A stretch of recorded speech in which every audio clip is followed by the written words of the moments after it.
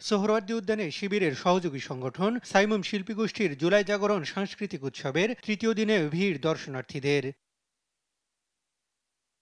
নান্দনিক ডিজাইনে ফুটে তোলা জুলাইয়ের নানা ছবি, দেয়াল লিখন জুলাই জুড়ে হত্যার মোটিভ ফুটে উঠেছে শিল্পীর দারুণ ছোঁয়ায়।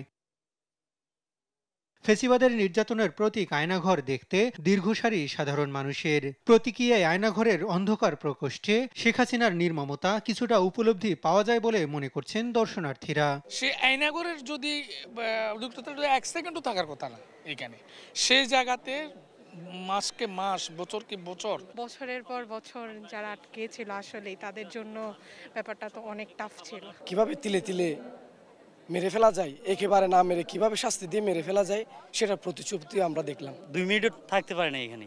এখন চিন্তা করতেছি 9 মাস 1 বছর যারা দীর্ঘ 15 বছর এখানে আটক ছিল, এরা কিভাবে এখানে থাকতো, আমরা অবাক হয়ে যাই। এদিন বিকেলে জুলাই স্মৃতি লিখন কর্মসূচির বিজয়ীদের মধ্যে পুরস্কার বিতরণ অনুষ্ঠানের প্রধান অতিথি ছিলেন জামায়াতে ইসলামের নায়েবে আমির সৈয়দ আব্দুল্লাহ মোহাম্মদ তাহের। এ সময় তিনি বলেন, অন্তর্বর্তী সরকার সংস্কার নিয়ে সময় ক্ষেপণ করছে।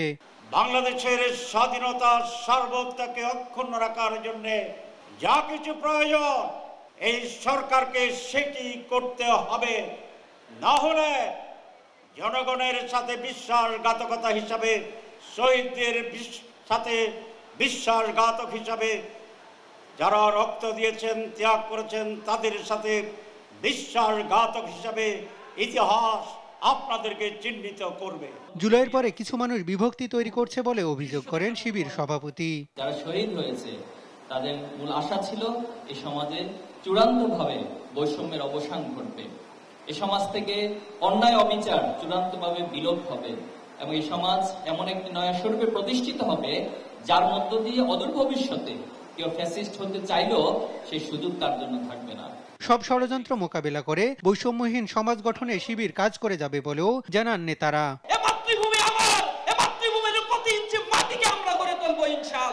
হাসান আল মাহমুদ, দেশ টিভি, ঢাকা।